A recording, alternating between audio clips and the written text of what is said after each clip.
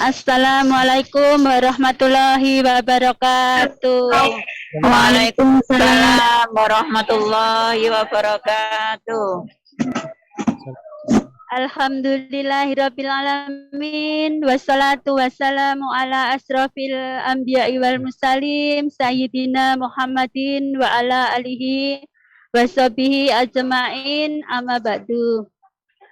Puji syukur kita haturkan kepada Allah Subhanahu wa taala atas limpahan nikmat, rahmat serta karunia-Nya yang diberikan kepada kita sekalian, terutama nikmat iman, nikmat Islam, serta nikmat sehat walafiat, sehingga kita bisa berkumpul bersilaturahmi dalam rangka untuk menuntut ilmu di MPO Madrasah Perantau Online.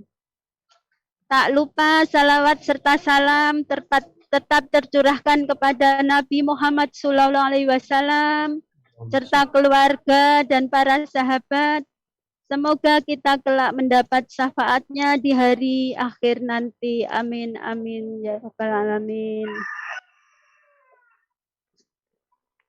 Yang kami hormati Bapak Imam Baihaqi selalu General Manager Dompet Duafa Hongkong. Yang kami hormati Ustadz Madroi, Ustadz Madroi yang akan mengisi materi pada siang hari ini. Yang kami hormati seluruh jamaah kajian online yang dimuliakan Allah Subhanahu wa taala. Sebelum memulai acara ini, marilah kita buka dengan umul kitab Al-Fatihah. A'udzu billahi minasyaitonir rajim. Bismillahirrahmanirrahim. Alhamdulillahirabbil alamin. Ar-Rahmanir-Rahim. Maliki yaumiddin. Iyyaka na'budu wa iyyaka nasta'in. Ihdinas siratal mustaqim. Siratal ladzina an'amta 'alaihim ghairil maghdubi 'alaihim waladdallin. Amin. Selanjutnya pembacaan ayat suci Al-Quran yang akan dibacakan oleh Ukti Sumi. Monggo kami persilahkan. Ukti Sumi.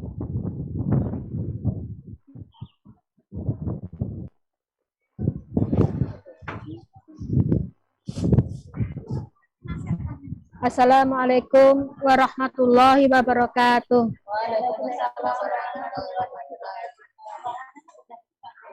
Tutupkan suaranya. A'udzu billahi minasyaitonir rajim. Bismillahirrahmanirrahim. Ya ayyuhalladzina amanu ista'inu bis-sabri was-salah. Innallaha ma'as-sabirin. Wala taqulu liman yuqtalu fi sabilillahi amwat. Bal ahya'u walakin la tash'urun. Wala nabluwannakum bisyai'im minal khawfi wal ju'i wa naqsim minal amwali wal anfusi was samarat wa basyiris sabirin alladzina idza asabatkum musibah qalu inna lillahi wa inna ilaihi raji'un.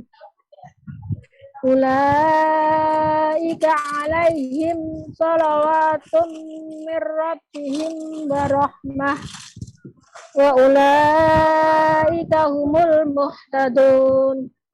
Shadaqallahul azim. Wassalamualaikum warahmatullahi wabarakatuh. Alhamdulillahirrabbilalamin. Semoga bacaan ayat suci Al-Quran tadi menjadi pahala bagi yang membaca dan yang mendengarkan. Amin, amin, ya rabbal alamin. Serta menjadi penentram hati, syafaat dan cahaya kita semua di dalam kubur dan di yaumul akhir kelak. Amin, amin, ya rabbal alamin. Jamaah madrasah perantau online sekalian, acara ini juga disiarkan secara langsung melalui Facebook dan juga rekamannya akan diupload di YouTube Dompet Duafa Hongkong News. Jangan lupa untuk berlangganan Facebook Dompet Duafa Hongkong dan juga berlangganan YouTube Dompet Duafa Hongkong News yang mendapatkan update informasi bermanfaat dan kajian-kajian yang diselenggarakan oleh Dompet Duafa Hongkong. Acara selanjutnya yaitu acara inti pemberian materi yang akan disampaikan oleh Ustadz Madroi SAG dengan tema materi konsep sabar atau kitab Nasihaul Ibad.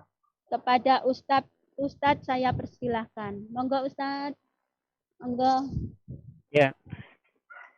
Bismillahirrahmanirrahim. Assalamualaikum warahmatullahi wabarakatuh.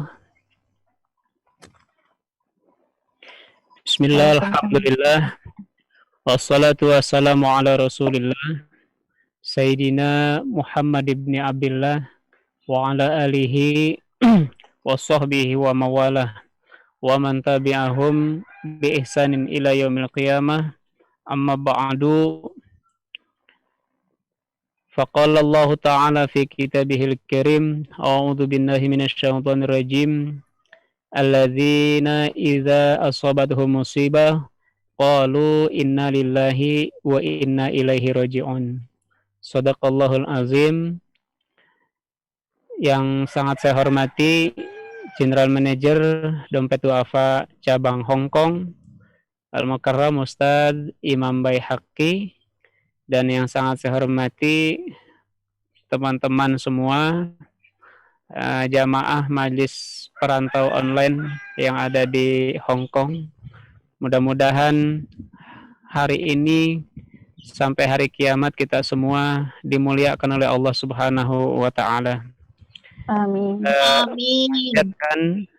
Puji dan rasa syukur kita kepada Allah, dan juga kita menyampaikan salawat dan salam kepada Nabi Muhammad SAW, bahwa bagaimanapun ibadah kita ini semuanya didukung ataupun dikuatkan, didorong oleh yang namanya kekuatan berupa hidayah dan taufik. Hidayah itu artinya petunjuk, sementara taufik itu adalah kekuatan untuk menjalankan petunjuk tersebut. Sehingga dari hidayah dan taufik inilah yang akhirnya kita bisa melaksanakan kebaikan-kebaikan dan juga mendapatkan keberkahan daripada kebaikan-kebaikan tersebut, sehingga dari keberkahan itu lahir kembali namanya kebaikan-kebaikan baru. Sehingga para jamaah yang harus kita pahami adalah kebaikan yang saat ini kita lakukan ini adalah berkah daripada kebaikan-kebaikan yang dulu-dulu pernah kita lakukan. Nah, sehingga ketika kita menginginkan kebaikan yang berlanjut, maka ya perbanyak saja kebaikan-kebaikan yang harus kita lakukan. Amal-amal solihah ya. Maka dari itu nanti keberkahan yang Allah datangkan adalah kebaikan-kebaikan yang terus akan kita lakukan. Nah, dalam konsep sabar ini harus kita pahami adalah bagaimana sabar itu supaya kita mendapatkan kekuatan, bukan hanya di saat menerima musibah saja, tetapi sabar juga harus kita terapkan di saat kita mendapatkan kesuksesan. Nah, ini yang jarang sekali kita menyadari, sehingga orang-orang yang mengerti, contoh misalnya Sayyidina Abu Bakar Siddiq, ketika beliau didaulat sebagai khalifah yang pertama menggantikan Rasulullah Shallallahu Alaihi Wasallam, maka pertama kali yang dia ucapkan adalah Inna lillahi wa inna ilaihi roji'un. Sehingga di situ kesabaran,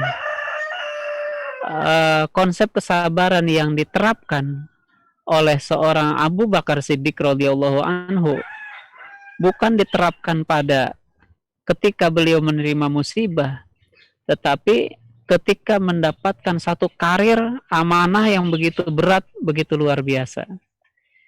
Nah, ini artinya kita menempatkan sabar bukan hanya pada saat-saat kita menerima musibah saja, tapi kesabaran yang harus kita terapkan adalah ketika kita mendapatkan satu kesuksesan. Nah, karena itu hari ini saya bawa dua kitab. Yang pertama adalah Tanqihul Qaul, yang kedua adalah Nasaihul Ibad, dan ini sama-sama kitabnya ditulis oleh seorang ulama Indonesia, yaitu Syekh Muhammad Nawawi bin Umar Al-Bantani.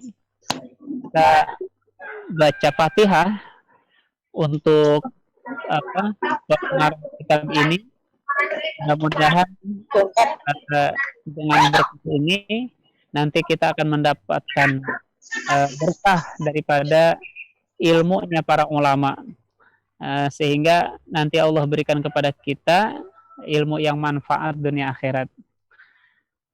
Qala al-musannif rahimahullah ila mu'allifa hadzal kitab wa nafa'ana bihi fi ulumihi wa barakatihi fid din wa dinil akhirah. Al-Fatihah. A'udzu billahi minasyaitonir rajim. Bismillahirrahmanirrahim. Alhamdulillahi rabbil alamin arrahmanir rahim maliki yaumiddin. Iyyaka na'budu wa iyyaka nasta'in ihdinas siratal mustaqim. Siratal ladzina an'amta 'alaihim ghairil maghdubi 'alaihim waladdallin. Amin. Teman-teman semua, yang harus kita teladani adalah pertama, konsep sabar itu ketika kita memahami apa yang Allah berikan kepada kita, sehingga kita tidak salah di dalam mensikapi pemberian yang Allah berikan kepada kita. Secara umum, manusia itu meletakkan sabar pada tempat ketika kita ditimpa musibah, bencana, ataupun sesuatu yang kurang enak. Nah, dari sini bahwa yang harus kita ambil hikmah, yaitu ada satu hadis yang menyatakan begini. Saya lupa nih. Ntar saya buka dulu ya kitabnya. Kadang-kadang kalau udah kebanyakan kitab suka banyak yang lupa. Bismillahirrahmanirrahim. Idza ahabballahu 'abdan ibtalahu bibala'in la dawa'u lahu fa in sabara ijtabahu wa in radiya istafahu. Apabila Allah mencintai seorang hamba, maka Allah akan memberinya ujian. Kemudian ujian yang mana? Ujian la dawa'un lahu, ujian yang tidak ada obatnya. Fa in sabara ijtabahu wa in radiya istafahu. Apabila dia bersabar, Allah akan memilih dia, dan apabila dia ridha, Allah akan memilih dia sebagai orang-orang yang terbaik.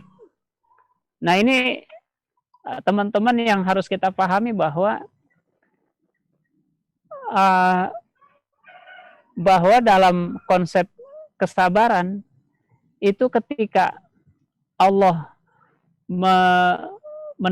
mendatangkan satu musibah, maka yang harus kita yakini adalah Allah memberikan ujian betul bagi kita.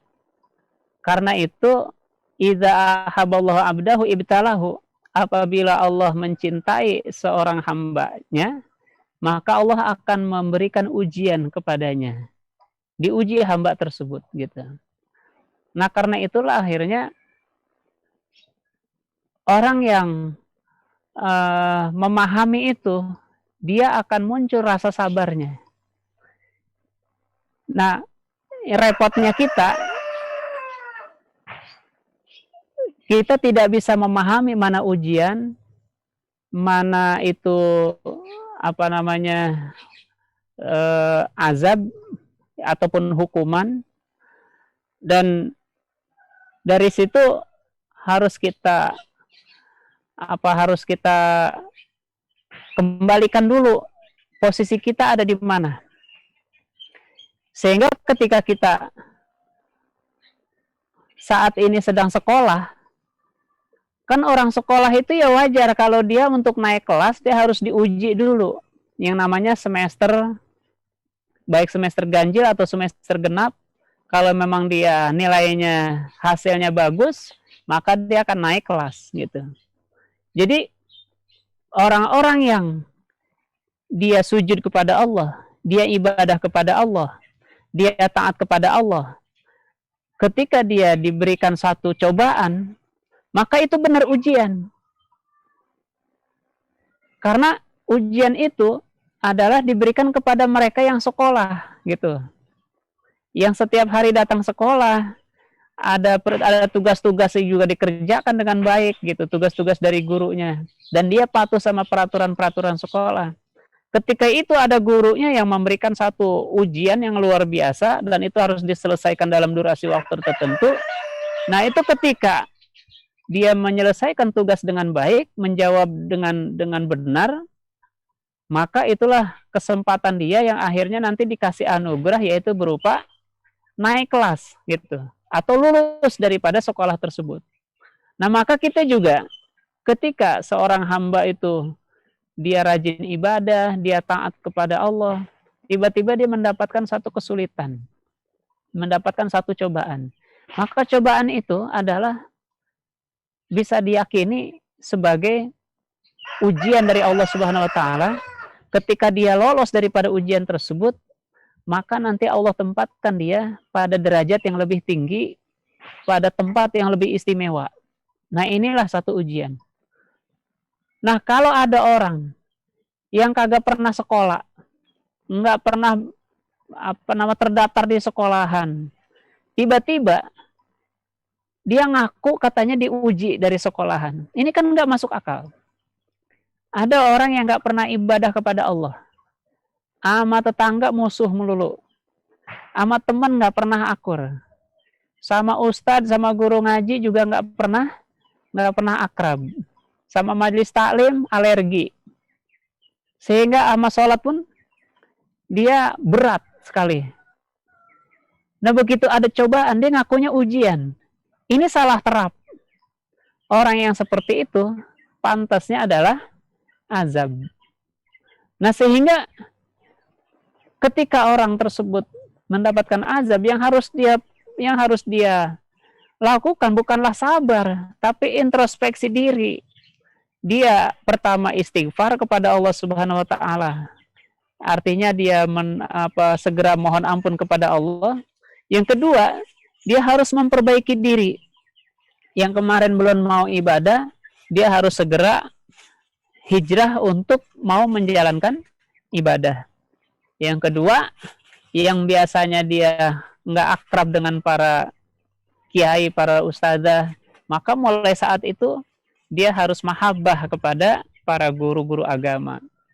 Yang biasanya dia alergi dengan majelis taklim, maka dia harus mau untuk berdiam diri di majelis ilmu. Nah, ini harus kita sikapi dengan sikap yang berbeda antara hukuman yang disebutnya azab dengan yang namanya ujian, ini disebutnya baliyah gitu. Nah, teman-teman semua, orang yang sabar itu seperti apa sih? Nah, dalam Al-Qur'an disebutkan orang yang sabar itu alladzina idza asabatuhum musibah qalu inna lillahi wa inna ilaihi raji'un. Orang yang sabar itu adalah mereka, yaitu orang-orang dikasih musibah dia mengucapkan innalillahi wa inna ilaihi raji'un. ya, orang yang mendapatkan musibah itu adalah orang-orang yang orang yang sabar itu ketika dia didapatkan musibah, maka dia mengucapkan dengan kata-kata innalillahi wa inna ilaihi raji'un. Nah, dari situ artinya apa? Innalillahi itu sesungguhnya kami, lillahi adalah milik Allah. Wa inna ilaihi raji'un, dan kami sesungguhnya kepada Allah akan kembali. Jadi orang yang sabar itu dia akan menyadari betul bahwa dirinya ini milik Allah dan semua yang ada pada diri dan kehidupannya adalah milik Allah Subhanahu wa taala. Sehingga orang-orang yang sabar, dia menyadari betul bahwa dirinya adalah titipan dari Allah, dititipkan di muka bumi, dan apa yang ada dan apapun yang melekat pada dirinya itu pun semuanya titipan. Sehingga dia pasrahkan semua ketika apapun yang melekat pada dirinya diambil lagi oleh Allah Subhanahu wa taala. Mau kapan ya silahkan, mau dimanapun juga silahkan. Nah, inilah teman-teman bahwa kedatangan kita dari tanah air Indonesia tercinta masuk ke negeri beton.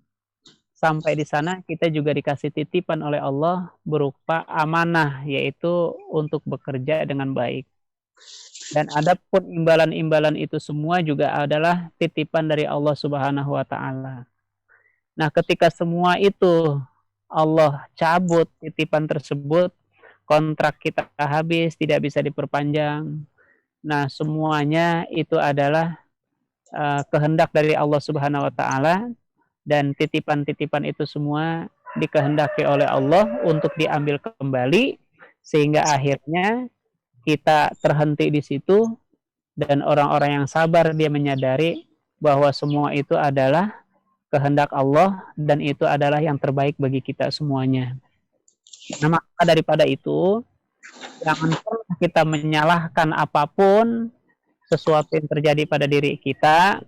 Yakinlah bahwa skenario Allah itu adalah yang terbaik bagi kita.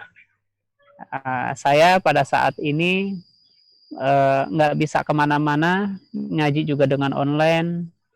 Ya, ini harus kita ambil hikmahnya, bahwa dari sinilah saya menyadari betul bahwa berkumpul dengan keluarga itu ternyata membangun satu kekuatan yang luar biasa bagi anak-anak saya, bagi istri, dan juga bagi keluarga kita yang lain gitu. Memang ketika kita banyak aktivitas di luar, ya itu ada kesenangan tersendiri. Tetapi ya bagaimana anak-anak kita menanti kita di rumah. Sehingga orang yang merantau itu sebaiknya harus punya wacana, harus punya target. Berapa lama kita ada di tanah rantau, dan harus di tanggal ataupun di tahun berapa kita harus kembali, dan dalam keadaan apa nanti kita kembali, begitu. Sebagaimana saat ini juga kita semua dalam keadaan merantau. Saat ini ya, kita semua dalam keadaan merantau. Nah, kita di alam dunia ini kan merantau. Allah titipkan kita di muka bumi ini sebagai perantau, sehingga ya pada waktunya nanti kita akan mudik, akan pulang kampung gitu. Pulang kampung yang sesungguhnya adalah kematian.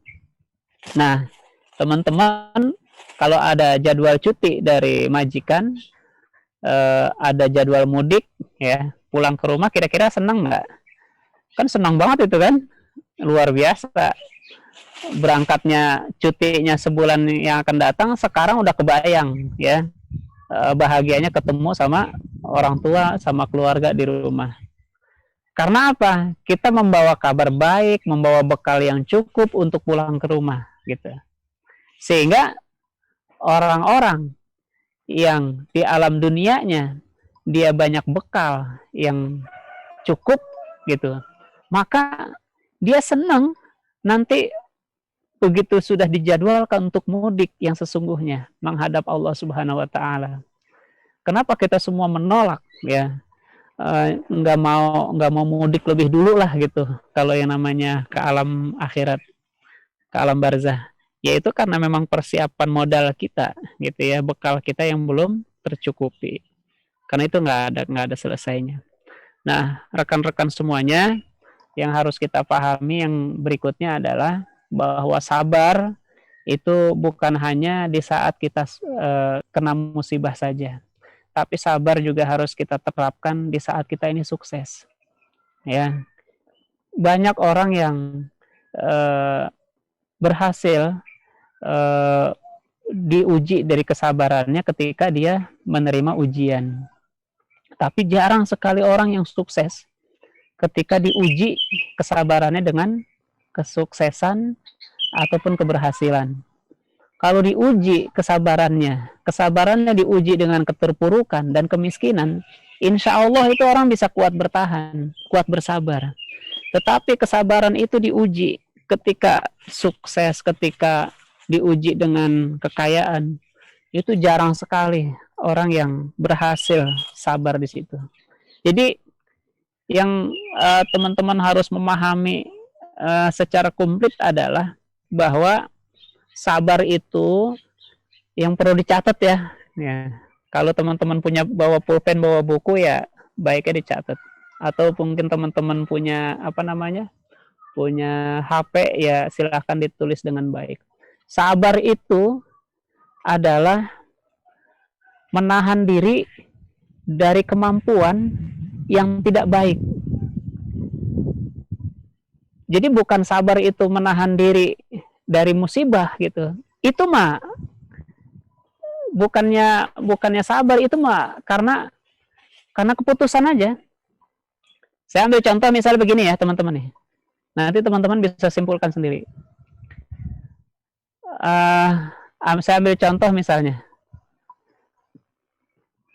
Saudara-saudara kita udah pada punya mobil. Nah kita nggak punya duit. Terus kita nggak punya mobil. Apa kita bilang? Ya enak saudara-saudara mah pada punya mobil.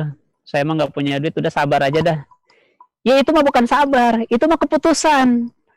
Karena mau nggak mau memang harus sabar gitu. Nah sabar itu ketika kita punya duit 500 juta, bisa kita belikan kan itu 200 juta beli mobil. Nah saudara-saudara kita udah pada punya mobil. Terus kita punya duit 500 juta, tapi kita nggak mau beli mobil. Kita malah memilih membeli, malah memilih mempesantrenkan anak kita. Kita malah memilih untuk menabung. Karena memang harus kita pilih yang terbaik dalam keputusan itu. Itulah yang disebut sabar. Jadi sabar itu dia mampu melakukan, tapi dengan pertimbangan-pertimbangan yang baik, dia akhirnya tidak mau melakukan. Nah itu sabar. Tapi kalau orang yang tidak mampu melakukannya, itu bukan sabar, itu karena keputusan aja, mau nggak mau memang harus sabar, gitu. Paham nggak nih teman-teman ya? Jadi jangan diartikan bahwa sabar itu orang-orang udah pada nikah gitu ya, gitu. Orang-orang udah pada nikah, terus saya belum, sabar aja dah, ya itu mau nggak mau keputusan sabar. Tapi ketika sabar itu adalah kita udah punya calon pasangan, terus kita mau nikah, tapi kita tunda. Karena apa? Karena dana kita, misalnya uangnya, harus kita pakai dulu buat berobat orang tua, misalnya. Nah, itu kan pilihan. Sehingga sabar di situ adalah menahan sesuatu yang pada kemampuannya, karena pertimbangan-pertimbangan yang bijaksana. Itulah ya, ini disebut sabar. Saya misalnya, ini suasana kampung jadi banyak suara ayam. Di sebelah saya malah ada kolam ikan. Jadi habis ngaji insya Allah Saya pun punya ikan Nyai. Saya pun punya ikan tuh. ikan. Sedikit. Pohon jambu mudah-mudahan ada hijau nih. Tapi buahnya lagi nggak ada. Teman-teman, satu contoh misalnya saya ambil saya ambil contoh lagi bahwa misalnya saya dihadang sama 7 orang, terus saya dipalak lah, saya diperas, dipalak gitu, dompet saya diambil. Nah terus jambretnya itu begalnya itu ada 7 orang. Saya nggak ngelawan, saya sabar aja gitu kan. Itu mah bukan sabar, itu adalah keputusan, mau nggak mau memang harus sabar. Karena kalau saya lawan, saya pasti kalah gitu. Saya mukul sekali, pasti ketonjoknya saya 7 kali gitu kan. Kalau satu orang sekali nonjok aja, saya udah dapat 7 kali itu tonjokan. Sabar itu ketika ada anak kecil yang ngata-ngatain kita, yang ngejek kita, yang harusnya kita bisa mukul tapi kita nggak mau mukul. Kenapa? Karena pertimbangan-pertimbangan yang bijaksana gitu. Nah disitulah kita disebutnya sabar, ya gitu. Nah sabarnya seorang perempuan, ya ini harus dipahami nih. Sabarnya ibu-ibu itu ketika diuji dengan kemiskinan. Itu ya, diuji dengan kemiskinan. Karena memang ya harus kita pahami bahwa masa ABG, masa pacaran itu butuh cinta, butuh gaya, ya. Waktu pacaran kita butuh gaya, tapi dalam rumah tangga ini jelas-jelas butuh biaya. Nah, karena itu banyak orang yang saat dia pacarannya dia bergaya dan akhirnya dia kelihatan begitu mesra sama pacarnya.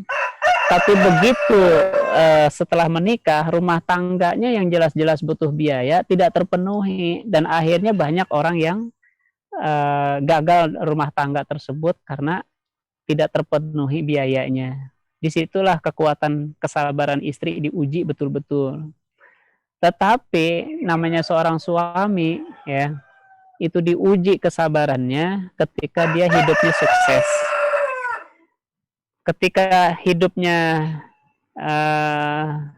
sulit, ketika miskin, dia nggak merasa itu sebagai ujian. Ya kan memang faktanya seperti itu, hidup itu kan harus dari nol. Tetapi kesabaran seorang suami itu diuji betul-betul ketika hidupnya itu sukses, karirnya itu sukses. Nah, mampukah dia mempertahankan pasangannya yang sejak lama, sejak awal dia bangun, atau dari kesuksesannya itu dia akhirnya mencari pasangan-pasangan yang baru, sehingga akhirnya banyak suami-suami yang sukses, dia tidak menyadari kesuksesannya itu adalah berkah daripada kesabaran dan doa daripada istrinya, yang di situ dia lupa. Akhirnya dia mencari pasangan yang baru, dia mencari istrinya yang baru. Nah disitulah istri yang lama, yang merupakan istri yang penuh perjuangan, membangun doa dan kesabaran sehingga suaminya sukses. Akhirnya dia merasa dirinya itu tersakiti dan di situ dia merasa terzalimi, maka Allah kabulkan keluhan daripada istrinya tersebut. Akhirnya kesuksesan suaminya dicabut lagi oleh Allah Subhanahu wa taala. Dan itu banyak peristiwa-peristiwa itu. Sehingga yang harus kita sadari memang ya banyak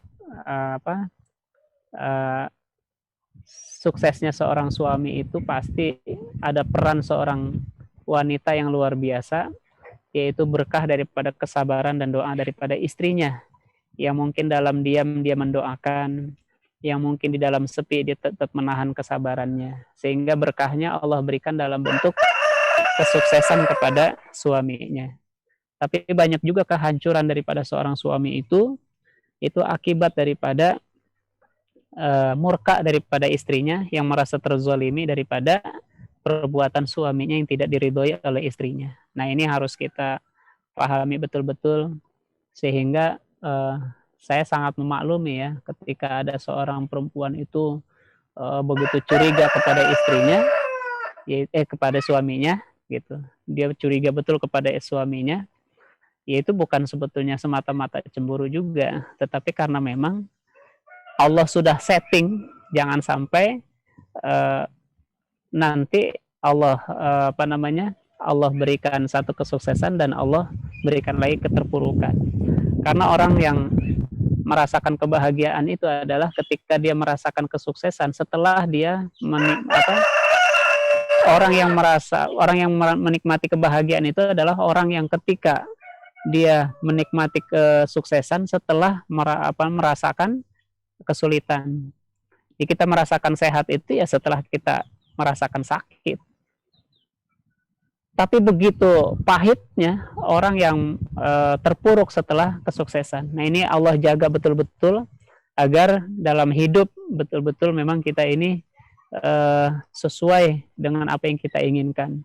Nah, maka apa yang Allah berikan kepada kita saat ini, yakinkan bahwa itu adalah yang terbaik, dan segala yang kita terima, baik itu kesuksesan ataupun keterpurukan, maka sikapilah dengan sabar, yakinlah bahwa ini adalah keputusan ataupun pemberian dari Allah yang terbaik bagi kita semuanya.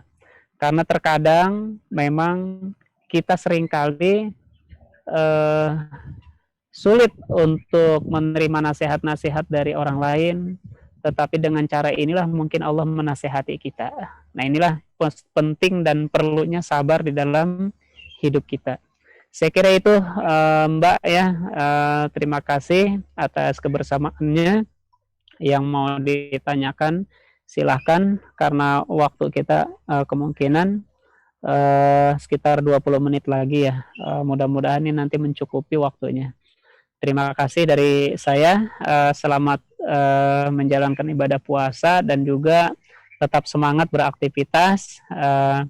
Jaga protokoler kesehatan dan mudah-mudahan kita semua panjang umur, diberikan kekuatan iman dan Islam. Amin.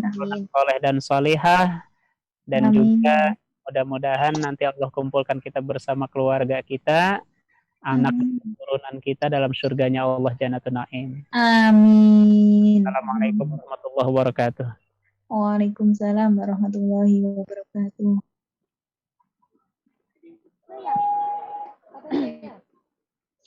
Alhamdulillahirabbil alamin. Semoga apa yang telah disampaikan oleh Ustadz Madroi bisa bermanfaat bagi kita semua, bertambah ilmu serta keimanan kita.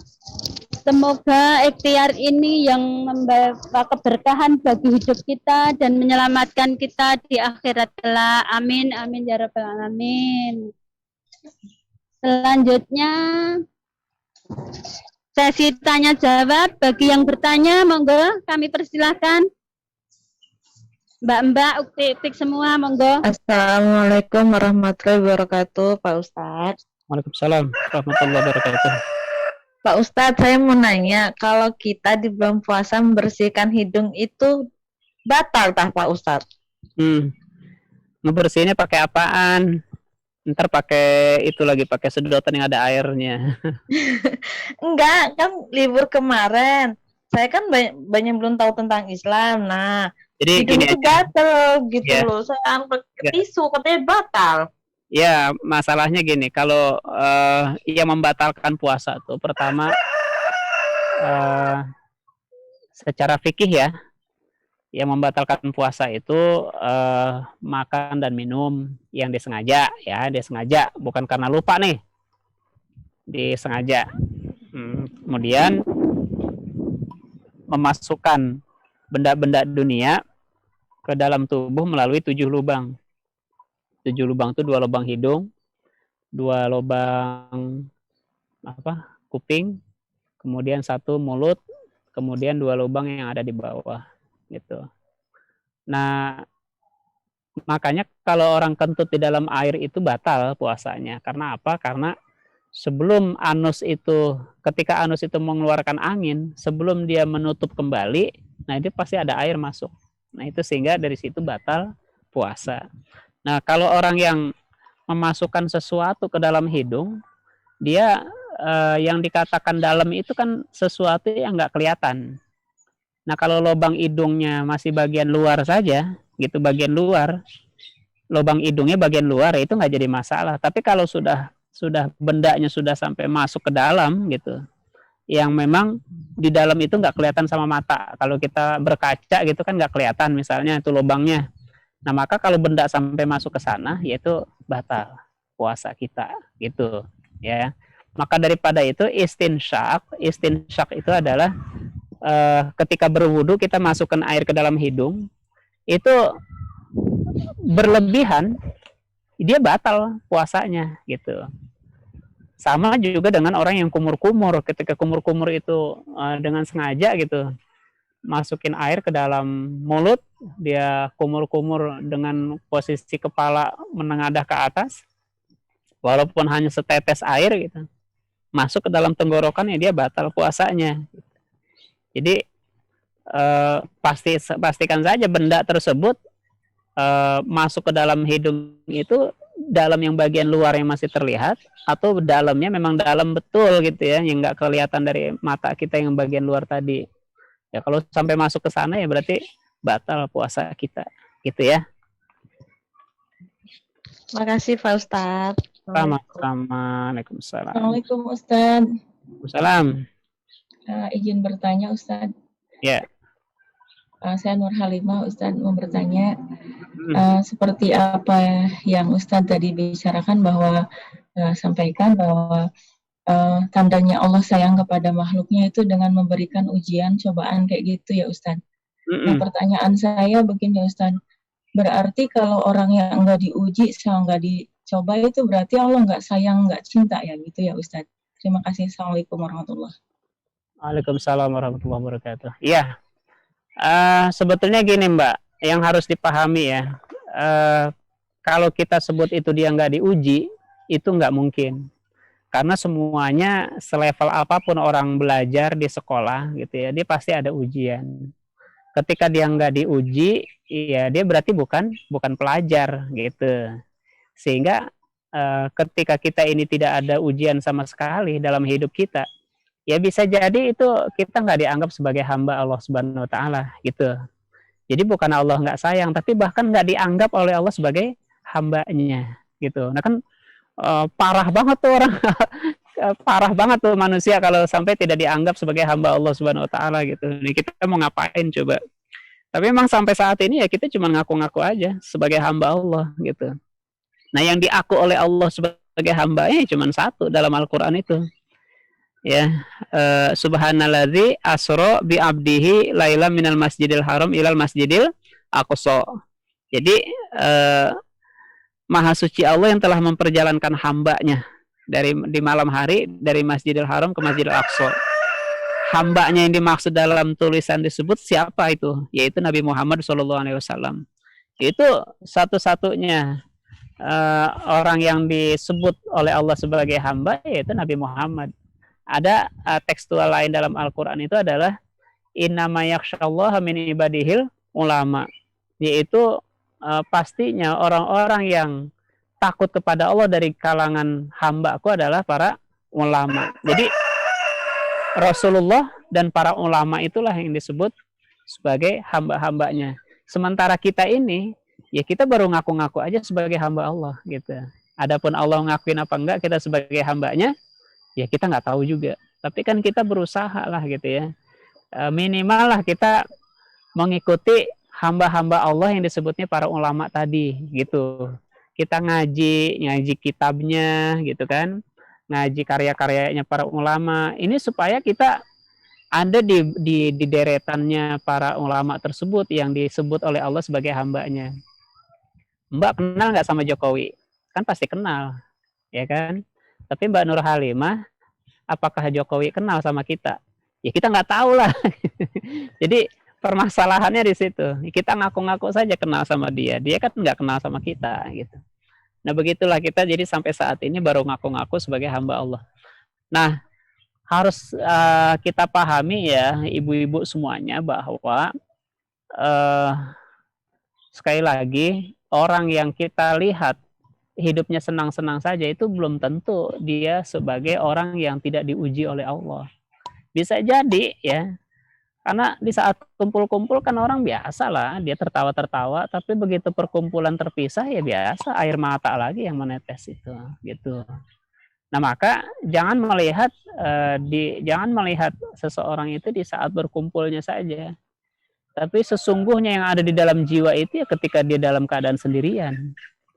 Sehingga kita nggak pernah tahu itu semuanya, gitu kan. Ya di sinilah kita ngumpul-ngumpul pada ketawa, pada saling cerita-cerita begini-begitu. Tapi begitu di kamar kan kita ya pasti ada masalah dalam hidup kita. Nah, itulah yang disebutnya ujian. Nah, sekali lagi saya katakan bahwa jangan menganggap ujian itu hanya sebagai keterpurukan saja. Tapi banyak orang-orang yang justru diuji oleh Allah dengan kesuksesan dan kemuliaan, ya. Ada yang ya orang-orang yang sukses popularitasnya, tapi dari situlah orang yang akhirnya diuji oleh Allah.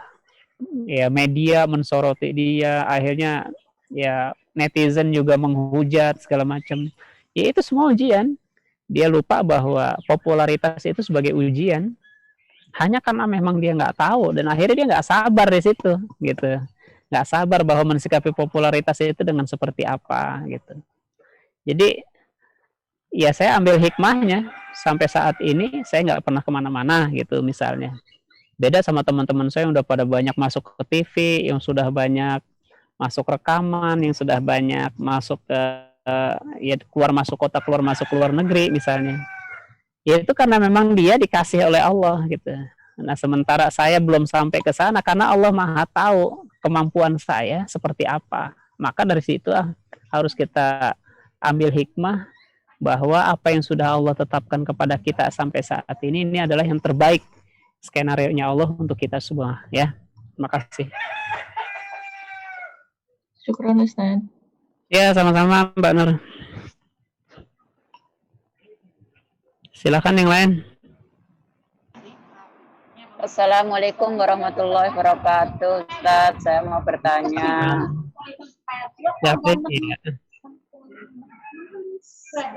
Saya mau bertanya tentang puasa sunnah Syawal. Puasa sunnah Syawal itu afdalnya hari kedua sampai hari ke-6, Ustaz ya. Terus apa lagi ditanyakan? Terus yang saya tanyakan itu katanya kita kan ada halal bihalal berkunjung ke saudara, ke teman-teman, ke sahabat gitu. Nah, di sana kan biasanya ada hidangan. Iya. Nah, katanya itu kalau berkunjung terus diajak makan bareng, ada hidangan itu sebaiknya makan. Terus ini gimana? Yang paling baik yang mana, Ustaz? Yang paling baik. Ya. Paling baik kalau makan tuh ngajak saya, Mbak. Bukan, maksudnya itu apakah kita puasanya itu ditunda? Saya paham. Atau maksudnya waktu berkunjung itu atau lebih baik dilanjutkan 6 hari berturut-turut itu kalau bisa gitu. Ya, pertama saya sebutkan dulu ya profil puasa Syawal ya. Puasa Syawal itu dia nggak ada penyebutan bahwa afdolnya itu di tanggal kedua sampai tanggal ke-6 tuh nggak ada penyebutan seperti itu. Saya belum mendapatkan panduan fikihnya ya, mendapatkan seperti itu. Tapi yang jelas puasa Syawal itu mau dilaksanakan di hari keberapapun, mau putus-putus juga nggak jadi masalah. Misalnya hari kedua puasa, terus karena hari ketiganya nanti mau ada tamu atau mau ada acara, ya kita akhirnya menunda puasanya, nanti puasa lagi mungkin di minggu kedua itu. Nah itu nggak jadi masalah. Atau nanti minggu kedua mau ada acara lagi, yang tadi katanya ada hidangan segala macam ya, maka ditunda lagi nanti puasa lagi dilanjutkan nanti di minggu yang ketiga gitu kan, bisa saja begitu. Itu nggak jadi masalah. Jadi nggak harus berturut-turut gitu, nggak juga gitu. Nah kedua memang dibolehkan kita membatalkan puasa ya, puasa sunnah itu bukan dibolehkan, bahkan dianjurkan ya. Itu ketika kita bertamu atau menerima kedatangan tamu, yang mana kedatangan tamu tersebut juga dalam keadaan yang memang betul-betul menyuguhi dan harus disuguhin gitu misalnya. Tapi untuk orang yang berpuasa ya dia bisa mengatur sebetulnya gitu. Contoh misalnya yang bertamu kita atau orang yang bertamu ke rumah kita. Kalau yang dia bertamu ke rumah kita ya pastikan dia nanti kita jamu, kita berikan jamuannya itu ada yang menemani, apa anak kita atau ada adik dan kakak kita yang menemani dia makan nanti gitu, sehingga kita puasa dalam keadaan aman.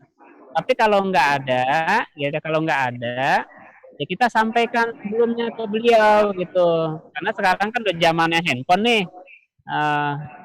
Udah zamannya handphone apa segala macam gitu. Gue mau datang nih ke rumah lo gitu kan, mau ngapain? Ya biasa gue mau lebaran kan gitu. Oke siap, mau makan apa? Tapi saya lagi puasa ya gitu, umpamanya gitu kan. Oh jangan deh, biasanya kan kayak gitu. Tapi kalau umpamanya dia menerima ya silakan saja gitu, nggak jadi masalah. Cuman saran saya ya, ketika masih banyak-banyaknya tamu gitu, itu atau masih banyak kegiatan saling berkunjung, saya kira puasa sunnah Syawalnya ya mungkin bisa ditunda gitu. Karena silaturahim itu juga penting, menghormati tamu juga wajib gitu. Maka puasa Syawal bisa saja nanti di minggu kedua, di minggu ketiga atau minggu keempat. Gitu. Pastikan di minggu-minggu itu nah kita sebagai orang perempuan dalam keadaan suci gitu. Nah, ini bisa diatur kayak gitu-gitu ya. Jadi bukannya pas lagi puasa, itu bukan pas lagi puasa ada tamu terus kita batalin. Memang betul menghormati tamu itu ya hukumnya wajib gitu. Yang sekira-kira kalau kita nggak makan dia bakal tersinggung gitu, dia bakal tersinggung. Tapi kira-kira dia memahami kita, memaklumi kita, puasa aja terusin, gue makan udah biasa gue makan gitu kan. Itu nggak jadi masalah kayak gitu. Nah itu kira-kira teman-teman ya. Jadi bukan berarti puasa Syawal itu harus di hari kedua sampai hari yang ke-6-nya gitu, bukan. Jadi kapan aja sepanjang masih ada di bulan Syawal. Saya kira itu ya. Terima kasih Ustaz.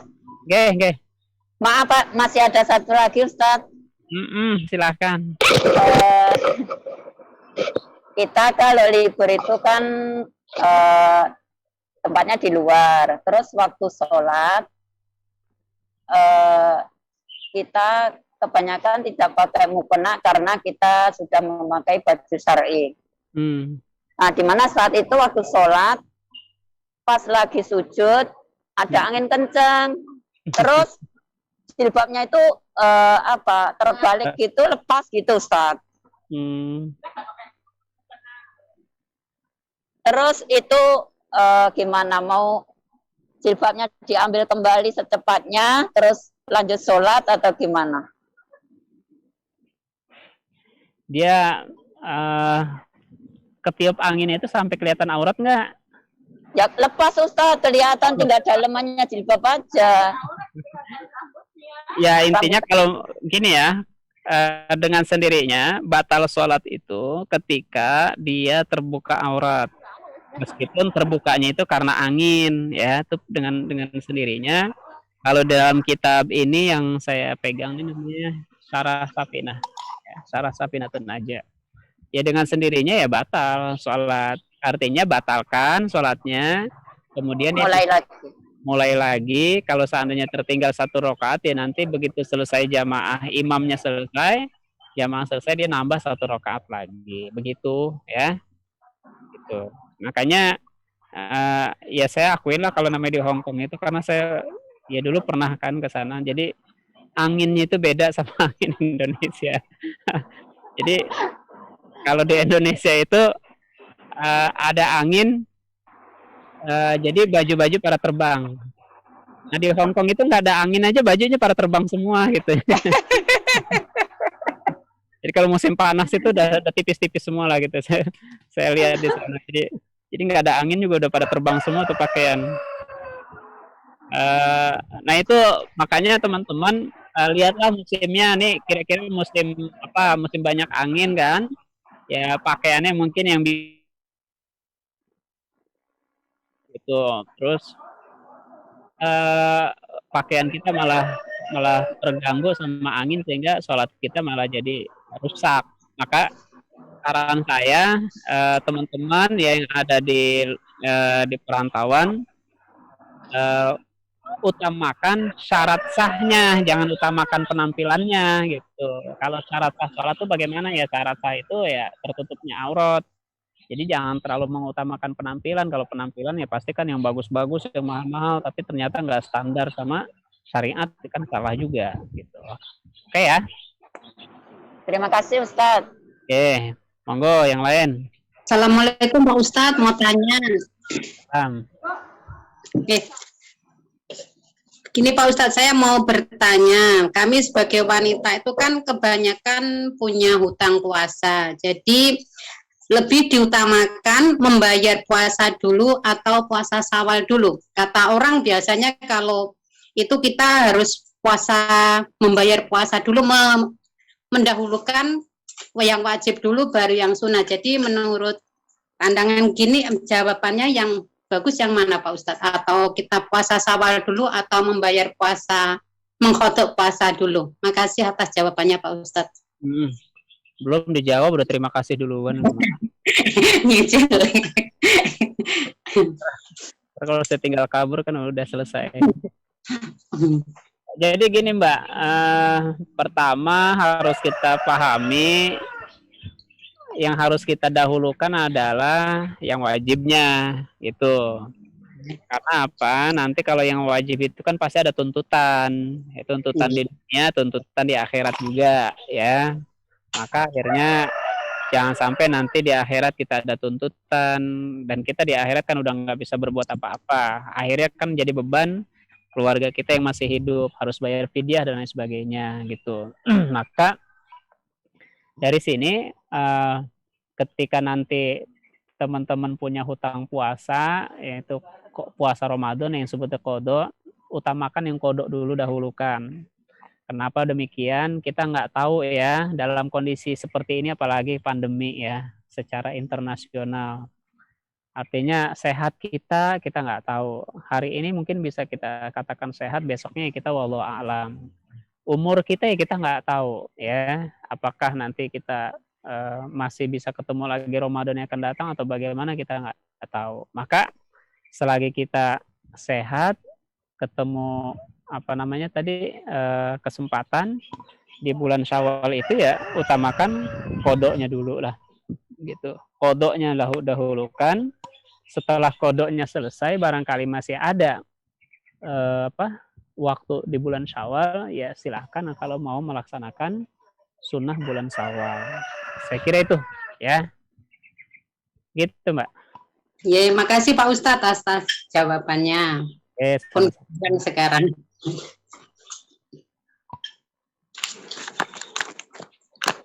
Masih ada kesempatan ya. Assalamualaikum warahmatullahi wabarakatuh. Maaf Ustadz, saya ingin bertanya, gimana hukumnya bagi seseorang yang menghalangi orang yang ingin melaksanakan sholat. Maaf, sebenarnya saya ingin menyampaikan, sebenarnya ini curhatan dari seorang teman BMI juga. Beberapa hari yang lalu teman saya itu kan berlibur, tapi dia kan berpakaiannya serba minim gitu. Tapi waktu itu dia mainnya ke daerah TST gitu. Tapi begitu melihat masjid, hatinya terketuk ingin melaksanakan sholat. Tapi di saat dia ingin melaksanakan sholat, begitu naik dia atas ke serambi masjid, dia diusir karena pakaian dia serba minim gitu. Sama mbak-mbak, katanya nanti dimarahin sama takmir yang di situ. Nah, di situ saya mendengar curhatan temannya, saya juga jadi sedih karena akhirnya dia tidak melaksanakan sholat. Terus gimana hukumnya? Gimana penjelasannya Pak Ustadz? Iya. Bagi orang yang melarang seseorang untuk melaksanakan kewajiban. Dia sebetulnya bukan melarang ya, tetapi memang masuk masjid itu pertama harus dengan adab juga, dengan sopan santunnya. Apalagi memang misalnya masjid yang ada di situ pengelolanya bukan orang Indonesia, orang luar misalnya. Kan kebanyakan situ Pakistan ya yang ngelola ya. Iya betul. Sehingga mungkin nanti akan mencoreng nama baik Indonesia gitu. Oh begini orang Indonesia masuk ke masjid kayak gini misalnya. Kalau di Indonesia sudah biasa perempuan masuk masjid tanpa hijab, pakaian ketat sampai dalam masjid baru dia pakai mukena dan sebagainya gitu. Tapi untuk wilayah sana mungkin tidak seperti itu. Maka memang ada baiknya kita sebagai sama-sama orang Indonesia sebelum dia masuk masjid ya sebaiknya juga ya kita bantu dia gitu, bukan dilarang ya, tapi kita bantu. Mbak mau masuk masjid ya, sini sebentar pakai ini dulu, ini nanti saya cariin pakaiannya, atau mengkenanya dari dalam diambilkan dulu gitu. Ambilkan bawa keluar sehingga dia masuk ke dalam itu sudah dalam keadaan tertutup auratnya, kira-kira begitu ya. Nah itu sebenarnya teknis saja. Jadi salahnya di teknis ya, seharusnya dia cerdas menyikapi, diambilkan pakaian atau gitu, jangan sampai menghalangi niat sadari kita. Kalau orang yang memang menghalangi jelas-jelas ya itu perbuatan yang memang tidak baik, gitu, salah total menurut saya. Tetapi ya kita harus ambil hikmah di situ. Nah, saya minta teman-teman yang ngaji di majelis taklimnya Dompet Duafa, ini harus bijaksana betul ya, mensikapi daripada kekurangan-kekurangan orang lain ya di dalam melaksanakan ibadah. Bahwa sehitam-hitamnya seseorang itu pasti ada putihnya di dalam hatinya. Entah kapan putihnya itu akan menjadi baik, menjadi lebih besar. Nah, sehingga sebagus-bagusnya kita pada saat ini yang ngaji, ya kita juga dulu punya masa lalu yang kelam, ya. Jadi kalau itu dibongkar ya itu pasti akan memalukan kita. Nah, orang yang saat ini mungkin dalam keadaan terpuruk dengan perbuatan dosanya, ya dia juga sama masih punya harapan dan masa depan. Sehingga kalau kita ajak dia dengan cara yang baik, maka bisa jadi ke depan dia akan jauh lebih baik daripada kita yang saat ini dinilai baik gitu. Terima kasih. Terima kasih banyak penjelasannya Ustaz. Barakallah.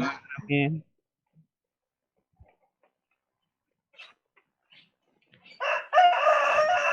Ya, ada lagi? Sudah cukup ya? Ada deh. Banyak semut ini. Ada lah.